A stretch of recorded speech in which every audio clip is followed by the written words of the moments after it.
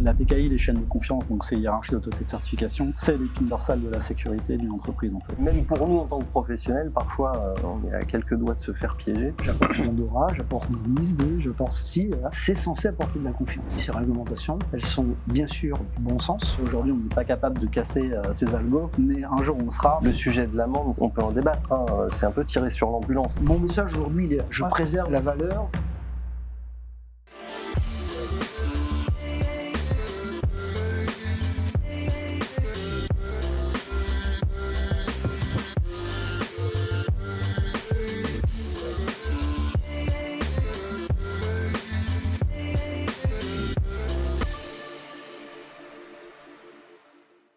Bonjour à tous et bienvenue à notre nouvelle émission des tables rondes des experts de Risk Intel Media. Aujourd'hui, on va être en partenariat avec Evertrust et on va parler de confiance numérique quand la cyber devient un avantage business et concurrentiel. On va voir avec nous 3 experts qui vont répondre à mes questions et j'espère également aux vôtres. Et on va commencer par leur donner la possibilité de se présenter. Je commence par Jean-Julien Alvado, vous êtes CTO de chez Evertrust mais également cofondateur. Tout à fait, donc bonjour Yasmine, merci de me recevoir. Donc oui, cofondateur d'Evertrust. Donc on travaille nous dans la confiance numérique, tout ce qui tourne autour du certificat de la PKI. Alors moi je fais ça depuis plus d'une vingtaine d'années. J'ai eu l'occasion en fait de travailler pour les grands groupes du CAC 40 en France, mais aussi à l'international sur tous ces sujets-là. On a également Marcel Barély, vous êtes DSI de Foodex Group. Bonjour Yasmine, bonjour à tous. Moi, je suis effectivement DSI du groupe Foodex et en charge de la digitalisation, donc un vrai sujet sur cette sécurité aujourd'hui qu'on doit mettre en place. Et Johan Protin, vous êtes DSI RSSI de Communitre. Alors, bonjour, Johan Protin, donc enchanté Yasmine, merci de me recevoir. Donc, je suis directeur de la cybersécurité et DPO de Communitre. Je suis dans le secteur de la cybersécurité depuis plus de 20 ans maintenant, dans différents secteurs d'activité, le monde bancaire, les organismes publics également. Communitre, c'est une entreprise qui est une filiale d'Île-de-France Mobilité en charge du déploiement de la gestion de tous les passes Navigo en Île-de-France et de déployer la politique de dématérialisation d'Île-de-France Mobilité. Normalement, tout le monde vous connaît, parfois pas nécessairement de nom, mais effectivement, on l'utilise pour se déplacer. Oui. Alors justement, j'ai envie de commencer cette table ronde avec l'actualité de ces 2 dernières années maintenant, parce que voilà, on le voit arriver de partout, les grands titres en font la publicité. Il y a beaucoup de fuites de données. Alors on a Free, on a SFR, Bouygues Télécom, Orange, France Travail, récemment l'ANTS, qui a fait beaucoup de bruit, donc des dizaines de millions de Français qui sont aujourd'hui concernés. Est-ce qu'on assiste aujourd'hui à ce qu'on pourrait appeler une crise de confiance numérique ? Écoutez, plus qu'une crise de confiance, je pense qu'il faut préciser la question. Pas de confiance dans l'usage du numérique, parce qu'aujourd'hui, la dépendance au numérique est telle qu'il n'y a pas de crise dans l'usage du numérique, plus de résignation, je pense, autour de l'usage du numérique et parmi nous tous, à travers toutes les fuites d'informations et les événements de sécurité qui se produisent depuis pas mal d'années maintenant, plus une résignation sur, en réalité, est-ce qu'on est vraiment en capacité de protéger nos données. C'est plutôt comme ça que la question se poserait, selon moi. C'est vrai qu'avec toutes ces fuites de données, le mot résignation, je pense qu'il est pas complètement faux, parce qu'en fait, à force d'avoir un article, un deuxième, un troisième, on a un peu cette impression que bon, une de plus, une de moins, qu'est-ce que ça change ? Résignation ou banalisation, en fait, c'est devenu banal en fait. Maintenant, ça fait plus réagir personne en fait. Moi, je trouve que le problème, en fait, c'est surtout quand ça va toucher sur des données qui sont durables. C'est-à-dire, moi, personnellement, quand je reçois un email qui, voilà, ton compte Spotify a été compromis, honnêtement, si quelqu'un a accès à mes playlists, ça me pose pas de problème. Par contre, effectivement, la NTS ou mon opérateur télécom, en fait, là, il y a des données qui sont durables. Moi, je peux pas changer de date de naissance, je peux pas changer de nom de famille, et donc là, en fait, on se met à risque par rapport à des problématiques d'usurpation d'identité qui peuvent poser des problèmes. Enfin, moi, c'est arrivé à certaines personnes de mon entourage, en fait, des gens qui ont contracté des prêts.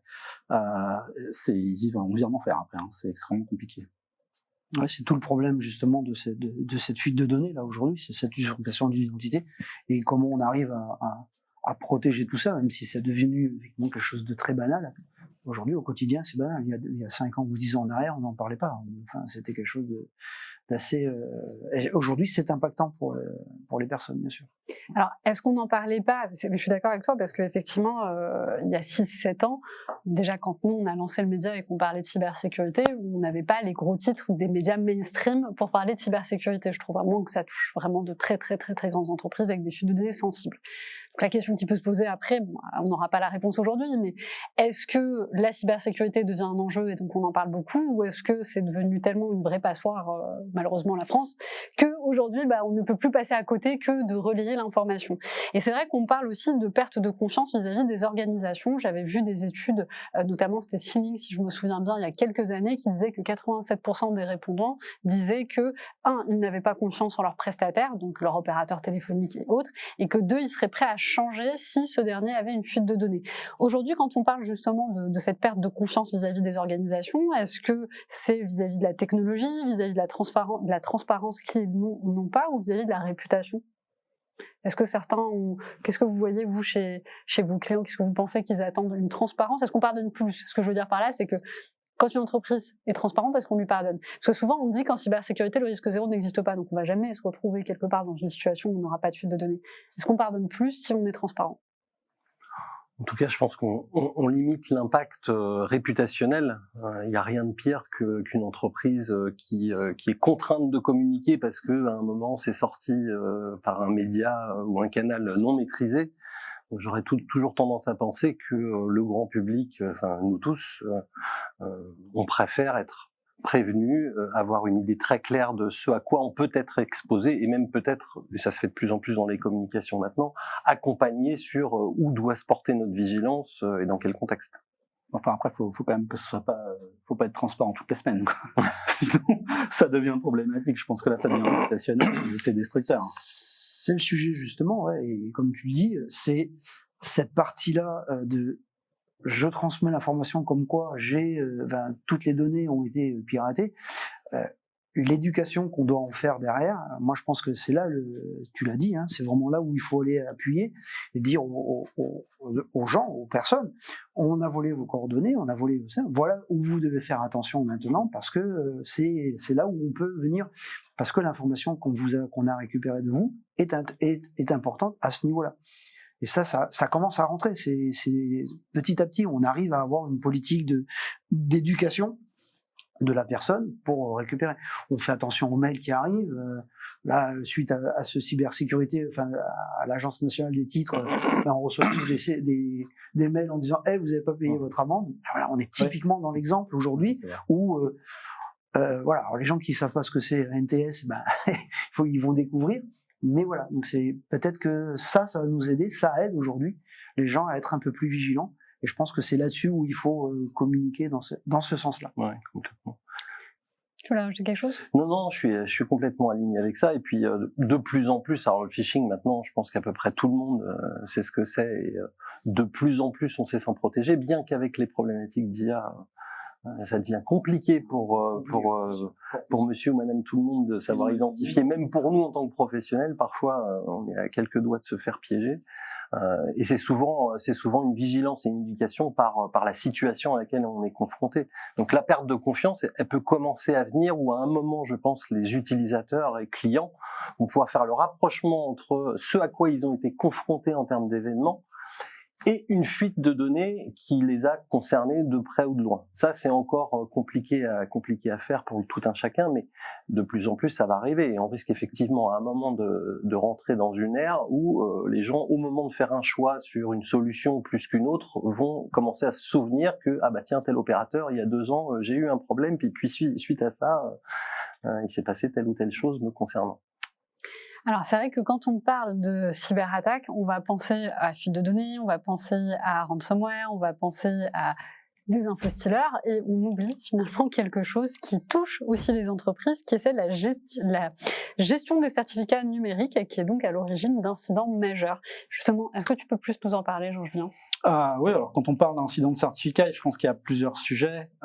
Il y a déjà le sujet des pannes. qui en général en fait sont dus à un manque de visibilité ou au fait à une mauvaise gestion des certificats, dans le sens où en fait les certificats, les gens n'ont pas les outils en fait pour pouvoir savoir quels certificats ils opèrent et ce qu'ils en font. Ça peut avoir des effets relativement dévastateurs, comme c'est arrivé pour Microsoft, en fait, qui avait un certificat qui a expiré, Teams qui n'a pas marché pendant 24 heures, Spotify, pareil, qui a dû faire une interruption de service de 8 heures. Donc ça a un effet extrêmement négatif en termes d'image, ça a un effet extrêmement négatif aussi en termes de profit loss. En fait, on peut perdre de l'argent. Après, sur toute la partie des failles, là, en fait, on est sur un autre sujet, c'est plus des certificats qui sont mal gérés, où là, en fait, on va pouvoir éventuellement compromettre des identités ou avoir des accès, en fait, auxquels on ne devrait pas avoir accès. Donc, par exemple, je vais vous poser une question, en fait, j'imagine que vous utilisez du Wi-Fi dans vos sociétés. J'espère. Je confirme. Vos accès Wi-Fi, ils sont configurés comment? Vous utilisez du certificat pour vous authentifier sur vos points d'accès Aujourd'hui, Wi-Fi? oui, on a mis des certificats. Okay. Donc ces certificats, ils sont auto-enrôlés sur des machines, soit via Microsoft, soit via des MDM comme Jamf, Intune. Est-ce que quand vous avez une machine qui est volée ou un téléphone qui est volé, j'imagine que vous pensez à décommissionner l'équipement en fait?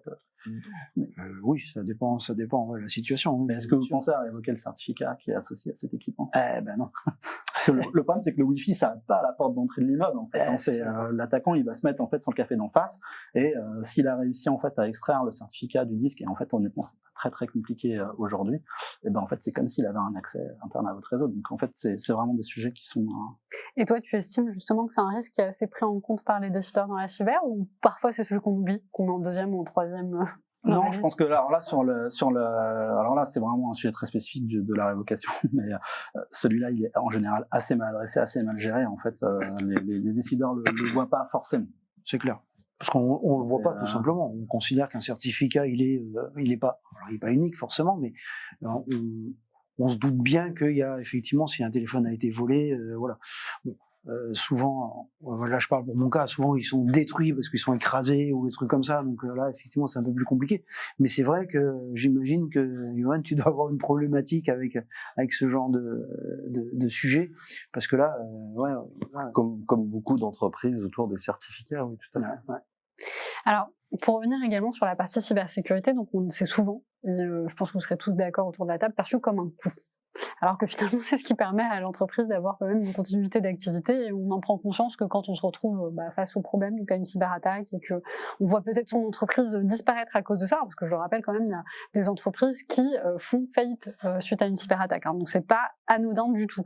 Comment aujourd'hui on peut faire justement pour ne plus avoir cette perception, que ce soit plus vu comme un coût, mais plutôt comme un levier de valeur? Est-ce qu'aujourd'hui vous arrivez à accompagner vos entreprises pour avoir cette prise de conscience? C'est justement le sujet. Ouais. C'est justement le sujet. Moi, je pense que on a eu une période où la DSI, de manière générale, était un centre de coût. D'accord. Il y avait cette histoire il y avait toujours un peu de cybersécurité, de je me protégeais avec l'antivirus. Alors effectivement, je reviens un peu en arrière, mais je vais revenir vite sur le sujet. L'idée, c'est que ce centre de coût, on l'a transformé. En tant que DSI, on est allé chercher des solutions, le cloud, réduire les infras en faisant des hyperconvergences, on fait quelque chose assez mécanique. On a associé à ce coût-là des outils, de la sauvegarde, de la protection, de la sauvegarde répliquée, etc., du serveur en achat, j'en passe, c'est des meilleurs. Et puis derrière, on était encore en centre de coût. Et puis de plus en plus, en rajoutant ces outils-là, on a pu faire passer le message comme quoi ces outils-là étaient des systèmes qui nous permettaient de rétablir un service très rapidement et d'être continuellement opérationnel. Et là, il arrive maintenant petit à petit que on s'aperçoit que la cybersécurité, les éléments qu'on met sur la cybersécurité aujourd'hui sur notre infra, sur nos solutions, ne sont pas là pour apporter un service ou une reprise de service, mais sont là pour assurer une continuité de service. Et c'est là où aujourd'hui le message doit passer au niveau du COMEX. C'est ce message-là aujourd'hui que moi, aujourd'hui en tant que DSI, j'essaye d'apporter. C'est-à-dire que je mets aujourd'hui de la cyber parce que je veux assurer une continuité de service. Du coup, le message, c'est peut-être pas forcément de créer de la valeur, plutôt que de la préserver, en fait. Je préserve la valeur, en fin de compte. C'est ça, mon message aujourd'hui, il est là. Je préserve la valeur de continuité de service grâce à cette brique de cybersécurité que moi, je vais mettre sur mes infras. Et c'est ça le sujet. Donc, conclusion, je transforme mon coût, entre guillemets, de cybersécurité en continuité de service. Et on sait très bien qu'aujourd'hui, un serveur qui tombe sur un data center, ça peut impacter 4 heures, 5 heures, 6 heures, 10 heures de non-service sur une boîte. Vous imaginez avec le nombre de personnes qui sont liées à ce serveur, vous dépassez le coût. Et c'est ça, ce discours-là, qui fait que, à mon sens, aujourd'hui, la cyber devient un élément de la continuité de service et non plus un centre de coût. C'est comme ça, en tout cas, que moi, je fais passer mon message. Voilà. Le problème de la cybersécurité, de manière générale, c'est que c'est un apport de valeur qui, la plupart du temps, quand tout va bien, est transparent. C'est-à-dire que, ben oui, c'est un peu le revers de la médaille. C'est-à-dire que quand on fait convenablement notre travail, que les entreprises sont suffisamment matures sur le domaine, bah tout va bien. Donc c'est identifié comme un centre de coût. Et la plupart des entreprises, des décideurs dans les entreprises ont plutôt tendance à aller investir vers des projets qui vont rapidement créer de la valeur remarquable en termes de ROI, plutôt que sur des projets qui vont créer de la valeur autour d'événements négatifs en réalité. Donc c'est beaucoup plus perçu comme un sujet un peu assurantiel, un sujet de risque que l'on accepte de prendre ou pas en fait. Mais bon, la sécurité, ça fait pas mal d'années que je suis dedans moi aussi, comme vous. Il faut revenir un peu à la genèse, c'est-à-dire que la cybersécurité, j'ai commencé à en faire dans les années 2000. Ça adressait des spécialistes. On avait affaire à des événements de sécurité qui étaient très rares, face à des gens très compétents. C'était pas encore entré dans les mœurs, y compris dans le monde bancaire, où ça a aussi mis du temps. Ils ont été un peu précurseurs parce que forcément il s'agit d'argent, donc ça réagit vite dans ces cas-là.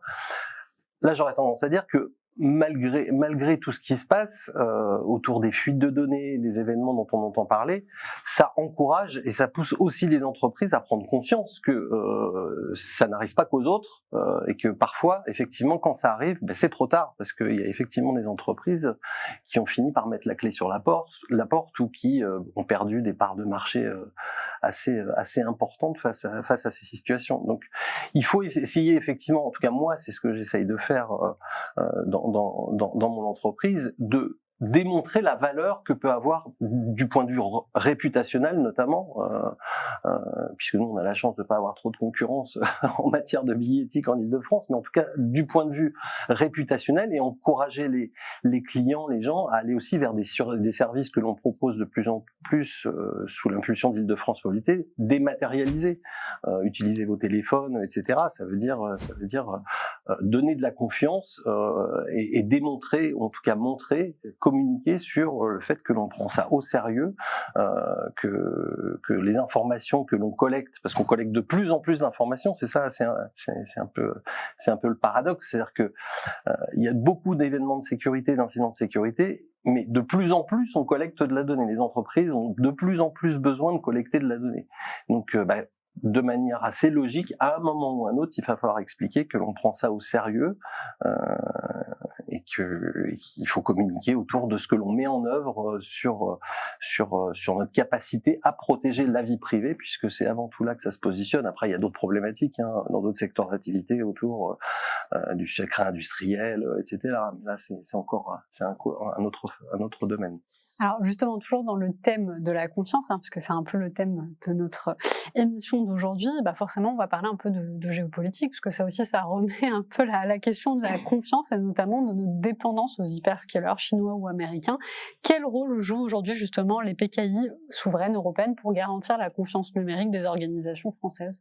Alors, faut bien comprendre que la PKI, les chaînes de confiance, donc c'est hiérarchie d'autorité de certification, c'est l'épine dorsale de la sécurité d'une entreprise en fait. C'est vraiment la base de la confiance. Donc, est-ce que typiquement on a des clients, par exemple, je les citerai pas comme on avait dit, mais qui sont venus nous voir parce qu'ils nous disent voilà, en fait nous on utilise Office 365, on met toute notre messagerie dedans. Par contre, on a certains échanges d'emails qui peuvent être confidentiels. On souhaiterait mettre en place en fait du chiffrement d'emails. Et donc, comme en fait on met déjà en fait toutes nos données chez des hyperscalers américains, dans Azure, chez Microsoft, on souhaiterait en fait pouvoir utiliser des PKI qui soient souveraines, qui soient pas gérées en fait par les Américains, de manière à pouvoir se prémunir du fait que ces derniers puissent accéder aux données s'ils le veulent. Donc effectivement, moi je pense que il faut essayer de garder une certaine résilience et une certaine autonomie par rapport à ces technologies qui sont vraiment le dernier rempart en fait quand on met ces données dans des systèmes et qui sont pas des systèmes ni européens ni français. Et justement, la cryptographie post-quantique qui arrive, est-ce que ça vient un petit peu remettre sur la table comment on se prépare en fait à toutes ces choses qui arrivent? Ah, là, ça c'est encore un autre sujet, mais non, effectivement, là, il y a donc ces fameux algorithmes, ces fameux ordinateurs quantiques en fait qui arrivent ou qui sont en passe d'arriver. Donc le fameux QD, le jour en fait où on aura un ordinateur quantique qui sera suffisamment puissant pour aller casser en fait la cryptographie asymétrique qu'on utilise aujourd'hui, donc tout ce qui est à base en fait de clés RSA et de courbes elliptiques. Donc pour se préparer à ça, en fait, il y a des mathématiciens qui ont travaillé, il y a des concours qui ont été lancés, donc principalement par le NIST, encore un sujet de souveraineté là. Pourquoi est-ce que c'est toujours des organismes ou des agences américaines qui décident en fait des standards? Je ne sais pas. Enfin, il y a quand même pas mal de chercheurs français et européens qui ont travaillé sur le sujet, donc ils ont trouvé de nouveaux algorithmes en fait qui utilisent les mêmes paradigmes, les mêmes logiques asymétriques, mais qui eux sont robustes aux attaques des ordinateurs quantiques. Donc il va falloir commencer à préparer cette migration. Donc après sur les dates, c'est un peu compliqué de dire aujourd'hui, on ne sait pas trop, les experts estiment que ça se fera entre 2030 et 2035, peut-être avant, peut-être après, ça dépendra des avancées de la techno. Ce qu'il y a de sûr en fait, c'est qu'il y a déjà des sujets qui sont d'actualité aujourd'hui. Donc si vous regardez un peu sur internet, un des premiers sujets dont vous allez entendre parler, c'est ce qu'on appelle le Harvest Now Decryptator. Ouais. Donc l'idée en fait, c'est de dire ok, aujourd'hui on n'est pas capable de casser ces algos, mais un jour on le sera, c'est pas grave, en fait on va collecter un maximum de données chiffrées, un maximum de trafic qu'on peut récupérer, et en fait on déchiffrera en fait ça en temps. Donc ça veut dire quoi? Ça veut dire qu'en fait aujourd'hui déjà, si vous ne passez pas sur des algorithmes post-quantiques pour les données en fait qui doivent rester confidentielles après le QD, c'est déjà trop tard. Donc après, pour ça, il faut s'occuper de solutions qui vont vous permettre de faire essentiellement en fait de l'inventaire. Donc déjà, il faut être capable de savoir en fait ce que vous avez déployé dans votre écosystème. Et là, nous, on est certificat centrique, mais le sujet est même plus large. C'est ça, ça va au-delà du certificat. La deuxième étape, en fait, ça va être d'être capable d'identifier les systèmes qui sont les systèmes les plus critiques, les plus prioritaires, ce qu'il va falloir migrer en premier. Après, faire une migration. Et surtout, donc, la migration aussi relativement complexe aujourd'hui, tout n'est pas sec, et surtout en fait de mettre en place des solutions qui vont vous permettre de ce que nous on appelle la crypto-agilité. Donc aujourd'hui c'est la cryptographie post-quantique, mais on n'est pas non plus certain que ces algorithmes vont durer dans le temps. Peut-être qu'il faudra les remplacer à nouveau dans très peu de temps, et donc plutôt que de revivre en fait la même histoire qu'on est en ce moment, essayer d'avoir des solutions qui permettent de se prémunir de ça et d'adresser le problème de manière plus large. On va passer à un autre thème, celui des appels d'offres, justement. Est-ce qu'ils intègrent de plus en plus d'exigences, de plus en plus de conformité, de gestion de risque? Est-ce qu'une entreprise plus mature sur le plan cyber gagne-t-elle réellement des contrats aujourd'hui, ou est-ce qu'on reste principalement sur une logique défensive? Alors, c'est même presque systématique maintenant dans les appels d'offres.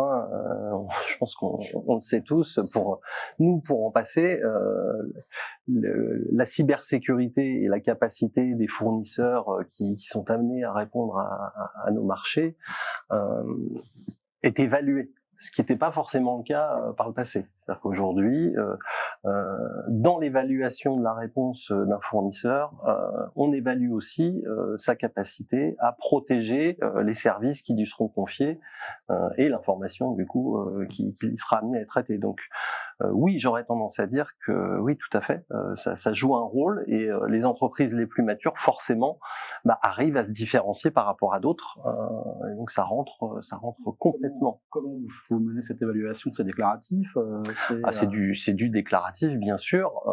Alors après, on peut s'appuyer aussi sur un certain nombre de normes. De plus en plus d'entreprises se font qualifier, certifier autour d'un certain nombre de sujets. On a des appels d'offres, sans que je rentre trop dans le détail, sur lesquels on exige une certification PASI, par exemple. Voilà. Donc là, on peut difficilement mentir, donc c'est risqué. Quand faut-il que effectivement, sur le déclaratif, et on est les bons les bons organismes qui arrivent à nous certifier correctement. Et on rentre après dans un autre sujet, effectivement, sur la qualité de la certification, etc. etc. Ouais, bien sûr. Ah non, mais c'est un vrai sujet. Hein. Alors, c'est vrai que moi, je réponds pas à des appels d'offres aujourd'hui dans ma société. Hein. Là, sur le coup, je suis un peu hors sujet, mais c'est vrai que pour revenir à la société dans laquelle je suis, on a un sujet d'assurance cybersécurité. Et donc, le fait d'apporter de la cybersécurité dans nos environnements va nous permettre d'avoir une assurance sur le coût un peu moins cher. Alors ça rentre dans un coût, mais effectivement, sur un appel d'offres, on peut avoir une vraie relation de confiance avec l'appel d'offres. Et puis en même temps, on a aussi un deuxième coût, effectivement. Deuxième effet qui se coule, c'est d'avoir une assurance qui nous permet à être on paye moins cher l'assurance parce qu'on a une cybersécurité, on a une note de cybersécurité qui est au-dessus de la moyenne, et ça permet aussi d'avoir ce deuxième côté, voilà. Donc, confiance pour un appel d'offres, mais aussi pour les assureurs et bien sûr pour le reste. Aujourd'hui, avoir une cyberassurance sans avoir le minimum vital, on va dire, en termes de cybersécurité et de protection des SI, c'est de l'ordre de l'impossible. Ils sont déjà très frileux, les cyberassureurs, pour assurer les entreprises sur ce risque. Alors effectivement, c'est du déclaratif, mais après il y a aussi les soutenances, hein, pour répondre un peu plus à ta question. En général, une entreprise qui a un peu trop enrobé sa réponse autour de choses assez générales, quand on rentre un peu dans le détail, on arrive à tout de suite déceler ce qui est vraiment mis en œuvre ou en phase d'être mis en œuvre ou pas du tout adressé. Ça arrive aussi, donc ça, on a la chance de pouvoir assez vite le déceler quand même. Mais les assurances font passer un... Ah oui, tout à fait, oui. Un cahier des charges. J'ai eu le bonheur de répondre à quelques questions. J'ai eu droit aussi à ça, effectivement, et j'ai trouvé très intéressant, effectivement. Et pour répondre à tout ça, il faut mettre en place des choses. Hein, donc voilà. Même très poussé. Hein. Ouais, des fois très poussé, effectivement. Orale sur le sujet face à des experts qui étaient diligentés, donc ils vont très loin dans les questions. Comment mon retour d'expérience là-dessus, pour nous c'est obligatoire, c'est un ticket à l'entrée. En fait, on peut plus jouer sur plein d'appels d'offres. Alors, c'est des sujets qui vont intéresser plutôt les entreprises de taille conséquente. Hein. C'est pas pour les clients de taille intermédiaire, c'est pas un sujet, mais pour pouvoir jouer sur plein de RFP, on est obligé de montrer patte blanche, et donc ça se fait en fait chez nous de deux façons différentes. Donc il faut prouver que les processus sont de qualité. Donc pour ça il y a l'ISO 27001. Donc nous on s'est fait certifier ISO 27001 sur toute la structure, mais il faut aussi le démontrer au niveau de la qualité des produits. Et donc pour faire ça, il faut obtenir des certifications, en particulier en fait quand on touche à tout ce qui est crypto. Donc pour ça, nous on a fait une CSPN, donc un certificat de premier niveau, donc visa de sécurité de l'ANSSI. Et là, on est en train de travailler sur un critère commun au schéma européen. Et donc ça, on voit que c'est pas ce qui va nous faire gagner les appels d'offres, clairement. Mais c'est ce qui nous permet de rester dans la course et plus concurrentiel, et éventuellement ça peut être un avantage concurrentiel, typiquement sur un appel d'offres où la souveraineté est un sujet, le fait d'avoir une certification de l'ANSSI ou le fait d'avoir un critère commun sur le schéma européen, honnêtement ça joue. Il y a des certifications, des bonnes pratiques qui sont incontournables quand on fait appel à un prestataire de paiement. De manière assez logique, on va s'assurer qu'il y a un certain nombre de choses en place autour des prérequis, autour du paiement électronique notamment. C'est clair, on est bien d'accord. Ça paraît très bizarre d'aller chercher quelqu'un qui ne respecte pas un minimum de choses. Sur la partie réglementation, je voudrais revenir aussi dessus. On a NIS2, DORA, l'IA Act, Cyber Resilience Act. On en a beaucoup. Et donc, on a des entreprises aujourd'hui qui croulent un petit peu sous cette réglementation. Donc, ma question, c'est est-ce que ces réglementations créent-elles vraiment de la valeur, ou est-ce qu'elles représentent juste et un coût et une pression supplémentaire sur le quotidien des entreprises? Alors, moi, je pense qu'aujourd'hui, ces réglementations, elles sont bien sûr du bon sens avant tout, d'accord. C'est du bon sens au quotidien pour un DSI, pour un CTO, un CISO. Aujourd'hui, c'est du bon sens. Ce qui va ces réglementations vont aider aujourd'hui les décideurs à dire voilà la réglementation qui existe, et ça va permettre effectivement d'apporter ce surcoût entre guillemets. On parlait du coût tout à l'heure, mais d'accompagner une décision COMEX, de dire on a une certification qui est comme ça, elle est nécessaire pour répondre à un appel d'offres, donc bah pour faire ça, je vais devoir investir ça. Et ça, c'est ça je dirais, c'est ça le bon côté entre guillemets de ces certifications, parce que elles permettent d'apporter, voilà, la bonne information. Parce qu'autrement, vous arrivez, vous dites au fait, je voudrais mettre ça comme ça. Bon, ça coûte combien? Et puis voilà, tout de suite, on est, voilà, ça, voilà. Là, on est cadré. On a un cadre et ça permet d'être assez carré sur ce côté-là. Après. Est-ce que aujourd'hui toutes les sociétés, alors bien sûr, quelles sont les tailles de sociétés qui peuvent aborder ce genre de sujet? Ben voilà, c'est toujours le même problème. Hein. Est-ce que la petite PME peut se permettre d'être un ISO 27001 alors que on n'a pas besoin au quotidien? Est-ce que ça va lui faire quelque chose si elle a une certification DORA? Enfin voilà, tout ça, je pense que c'est du bon sens avant tout, mais ça répond et pour moi, ça reste un cadre qui me permet de donner cet impact auprès du COMEX et en termes de coûts surtout. Oui, c'est exactement ça. C'est-à-dire que les réglementations en tant que telles, c'est une réglementation, on est censé l'appliquer. Maintenant, on saurait tous depuis longtemps que s'il suffisait d'avoir une réglementation pour que tout le monde s'y conforme, il y a plein de choses qui fonctionneraient bien mieux et pas que dans notre secteur d'activité. Quand même, donc, oui. Alors après, ça c'est encore un 2% du CA. C'est un sujet.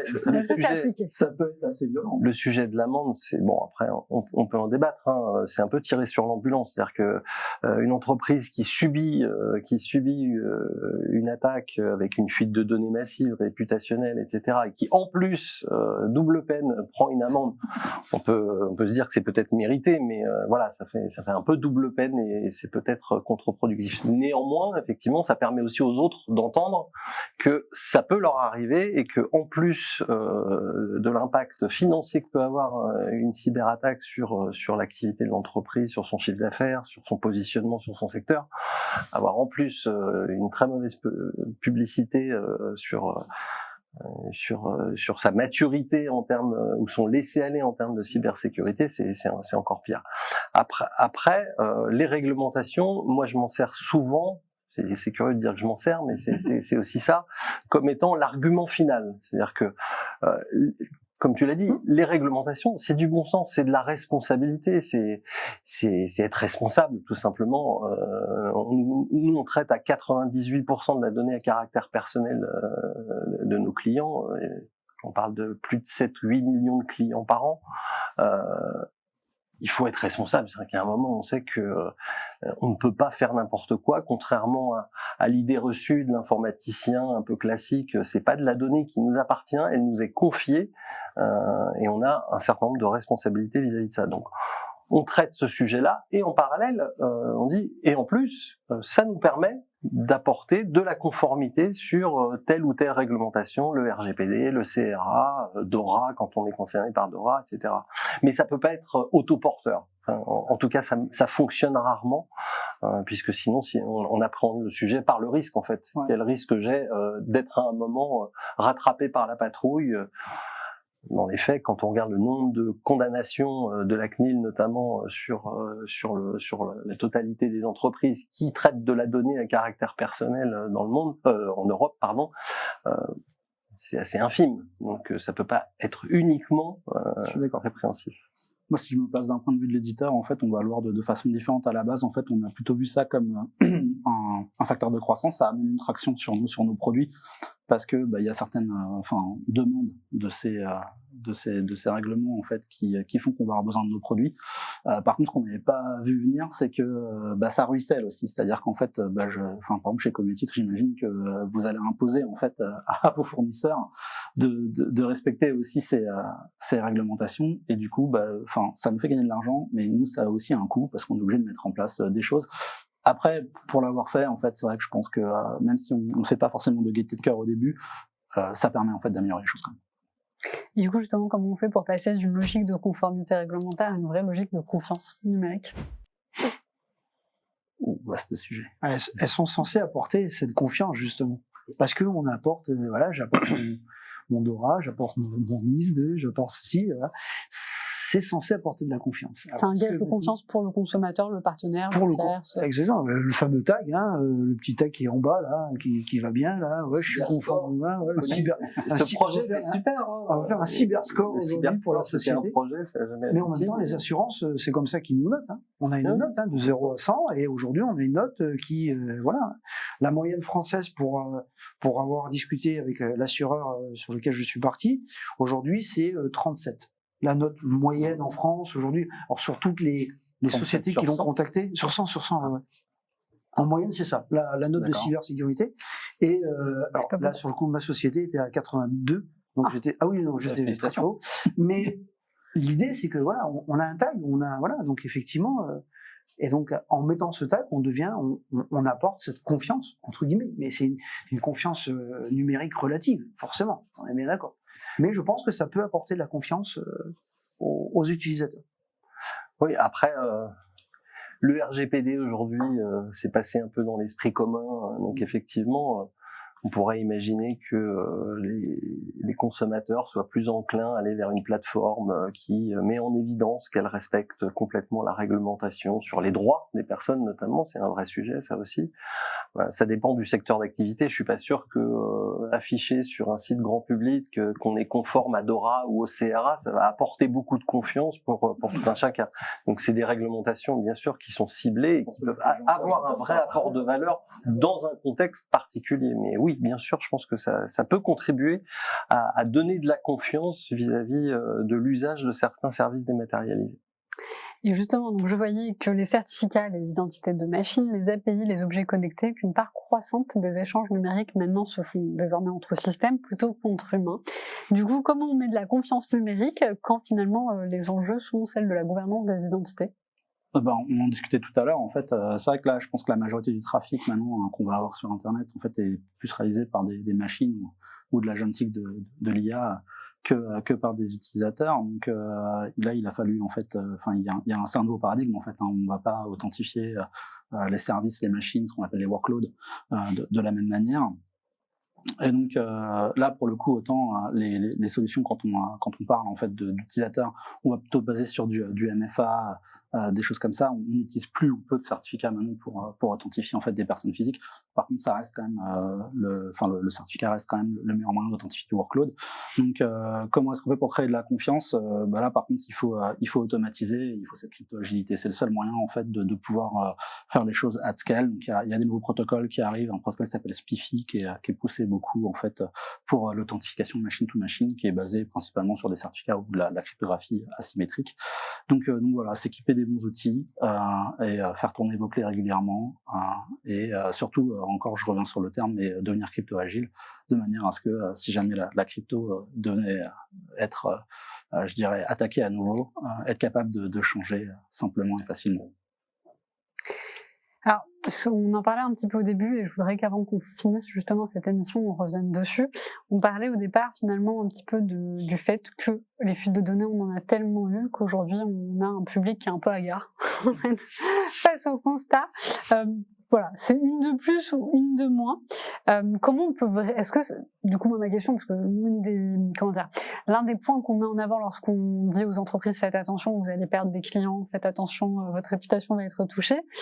Si le constat est que finalement le public ne réagit plus tellement, est-ce que avoir une fuite de données a vraiment aujourd'hui un impact réputationnel ? Est-ce que quelque part on ne va pas avoir la crainte de se retrouver face à un COMEX qui risque d'ailleurs à vous répondre Est-ce que je vous donne vraiment du budget ? Parce que bon, si j'arrive à tenir le coup et à pas perdre ma société, j'ai envie de vous dire mes clients restent. Est-ce qu'aujourd'hui finalement cette situation un peu calme de la part du public ne va pas au désavantage des professionnels de la cybersécurité ? Il a très bien dit tout à l'heure, est-ce que le fait que Free ait eu une perte de données, est-ce qu'il a perdu des clients concrètement ? Alors moi j'ai fait le test, on était j'étais dans un amphi et j'ai posé la question à, je crois qu'il y avait 200 étudiants, je leur ai demandé combien étaient chez Free, une bonne partie avait levé la main et j'ai demandé après la fuite, et c'était une école de cyber. Donc on parle de gens qui étaient au courant de la fuite cyber, je précise, voilà. On parle de gens qui savaient. Et je leur ai demandé qui c'était des inscrits de Free, il y en a qu'un. C'était devant moi, un qui a levé la main. Tous les autres ne se sont pas effectivement désabonnés. Mais je pense qu'on est dans une période transitoire, c'est-à-dire que comme je le disais tout à l'heure, ça reste nouveau, même si nous on baigne depuis longtemps. Pour le grand public, pour tout un chacun, ces problématiques-là restent nouvelles. Beaucoup de gens ne voient pas encore de grands problèmes à publier sur Instagram, Facebook ou autre. Bah tiens, que la semaine prochaine ils sont en vacances à l'autre bout du monde, très bien. Il y en a que ça peut intéresser. Voilà, c'est de l'acculturation. Faut que ça prenne. Et comme je le disais tout à l'heure, de plus en plus, les gens vont réussir à un moment à faire l'association entre un incident de sécurité chez une entreprise auprès de laquelle ils sont clients et quelque chose qui leur est arrivé. Et là, par contre, pour remonter la pente pour l'entreprise, ça va être compliqué. En général, je fais souvent l'analogie avec les voitures. Vous achetez une voiture qui vous plaît, etc. Et puis vous vous rendez compte que le jour où il a fallu freiner, elle n'a pas freiné. Bon, si vous en sortez sans trop de mal, tant mieux, mais je pense que vous aurez du mal à revenir vers la marque pour votre prochain achat. Le sujet, il est le même. C'est simplement qu'à un moment, quand on est confronté à un véritable problème et qu'on sait l'associer à quelque chose qui s'est passé, ou à une entreprise, un fournisseur spécifique, là, effectivement, oui, l'enjeu réputationnel pour l'entreprise, il est colossal. Ouais, mais quand c'est un acteur aujourd'hui qui est très, je pense à des acteurs, on va dire des livreurs, hein, on va dire, voilà, des gens qui apportent des colis aujourd'hui, typiquement, dès que vous avez un colis, vous commandez quelque chose, vous savez que derrière, vous allez recevoir SMS, on a l'impression qu'ils sont connectés en fin de compte carrément à leur ERP qui disait tiens, il y a Marcel Barelli qui a commandé un colis, c'est bon, je peux lui envoyer des SMS, des photos, enfin c'est terrible quoi. Et tout ça c'est lié à la fuite de données en fin de compte, parce qu'après bon forcément ils sont pas connectés, enfin j'espère du moins, mais c'est ça l'idée, c'est que derrière oui on peut se dire est-ce que maintenant est-ce que je vais utiliser telle société, je vais pas la nommer mais est-ce que je vais utiliser telle société pour tiens, je reçois un colis par là, oula, ouais. Et là, on commence effectivement. Et tu as raison. Ça commence à prendre un peu de, voilà. Et on commence à rentrer dans cette maturité. Mais ça prend, à mon sens, ça va prendre le temps. Puis l'enjeu réputationnel d'une entreprise, il se mesure pas uniquement sur l'impact client. Il y a beaucoup d'entreprises qui sont cotées en bourse, etc. C'est-à-dire qu'une entreprise, pardonnez-moi du terme, qui se fait poutrer assez violemment et qui apparaît dans les gros titres, comme c'est arrivé à certains, en général, l'action, elle en subit quelques conséquences. Donc ça, les décideurs l'ont bien en tête. Et puis l'image d'une entreprise, ça reste important pour n'importe quel entrepreneur, n'importe quel décideur qui est aux manettes. Que l'impact il soit immédiat ou différé, l'image de l'entreprise, principalement, c'est ce qui prime. Mais après, est-ce que c'est un problème franco-français ? Parce que c'est une on est question, numéro 1 des fuites de données en Europe. En Europe, on est officiellement les plus nuls. L'Europe, pas le monde. Alors c'est pas le monde, comme Yoann le dit, c'est pas le monde, mais effectivement on a eu cette année la Palme d'Or, numéro 1 des fuites de données.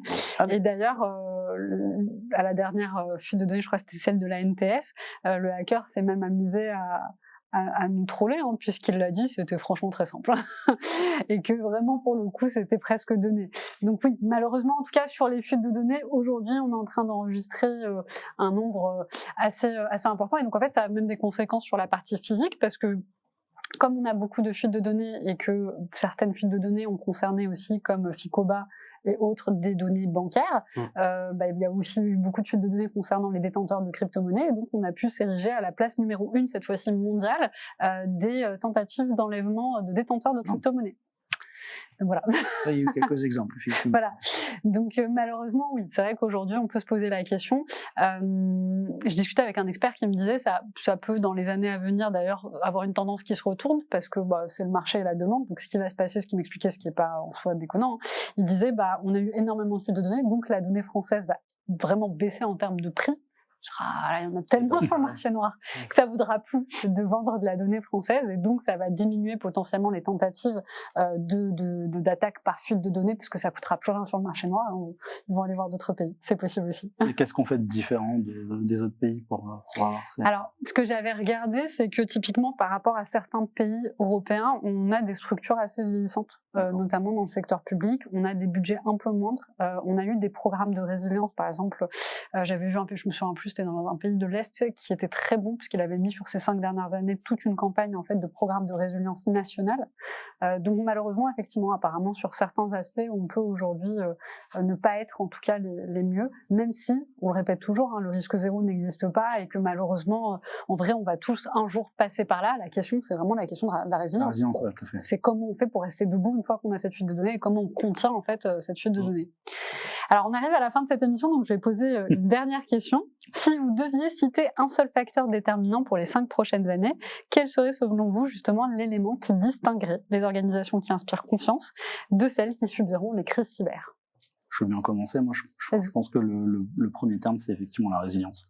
C'est celles qui vont réussir en fait à traverser tout ça. Et donc après, si je le remets sur mon activité, ce seront les entreprises qui arriveront à atteindre cette crypto-agilité.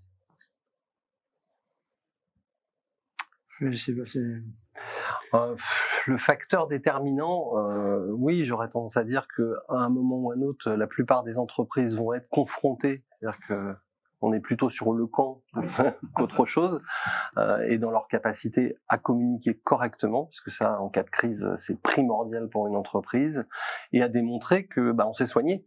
Je le dis assez souvent quand on évalue des technologies, des choses comme ça, et qu'on me dit ah oui mais eux ils ont déjà eu un problème. Je dis oui mais j'ai plutôt tendance à aller justement vers une entreprise qui a déjà eu un problème et qui a pris la mesure de ce qu'il fallait faire et donc qui s'est améliorée plus que sur une autre qui dit qu'elle est parfaite et il se passera jamais rien. Donc oui, c'est l'histoire des entreprises et comment elles ont traversé les crises. Parce que tu penses qu'ils ont amélioré leur processus et leur résilience, ou parce que tu penses que la foudre tombe jamais 2 fois au même endroit? En général, on sait que en cybersécurité, elle a plutôt tendance à tomber 2 fois au même endroit. En général, quand ils ont réussi à rentrer quelque part, ils disent tiens, ça veut dire qu'il y a un problème de maturité. Donc même s'ils ont corrigé à droite, à gauche ou derrière, il se passe encore des choses possibles. Donc non, justement, c'est celles qui ont réussi à se soigner vraiment et qui ont pris la mesure du problème et qui ont positionné la cybersécurité comme un apport de valeur, justement. Ce que j'allais dire, moi je pense que c'est ceux qui vont commencer à l'utiliser même comme un avantage marketing. À partir du moment où ça devient un avantage business, c'est-à-dire tu veux, en tant qu'entreprise, à la fin de la journée, n'oublions pas que l'objectif premier, c'est de faire un chiffre d'affaires. Et pour faire ce chiffre d'affaires, elle fait de la cybersécurité et d'autres choses pour assurer que sa société fonctionne. C'est pas autre chose. Donc, je pense que le jour où ça deviendra pour la société un avantage marketing de telle sorte que finalement, ça lui permet même de faire potentiellement un chiffre d'affaires supérieur parce que c'est un moyen de convaincre, ce jour-là, oui, ils mettront les moyens nécessaires sans aucun souci. Résilience. Résilience. Non mais tu sais que c'est le mot de cette année, hein, résilience. Hein. Ah oui. 2026, c'est le mot. Souveraineté et résilience aujourd'hui, c'est les mots d'ordre. Même un règlement. CRA. Exactement, voilà. Résilience Act, comme quoi ça a son importance. Écoutez, on arrive à la fin de cette émission. Merci beaucoup d'avoir répondu à mes questions. Merci également au public qui nous a suivis pour cette table ronde des experts, donc en partenariat avec Evertrust. Évidemment, comme d'habitude, n'oubliez pas de commenter, de partager, de nous faire des retours. Et puis je vous dis à très bientôt pour un nouvel épisode des tables rondes des experts de Risque Intel Média.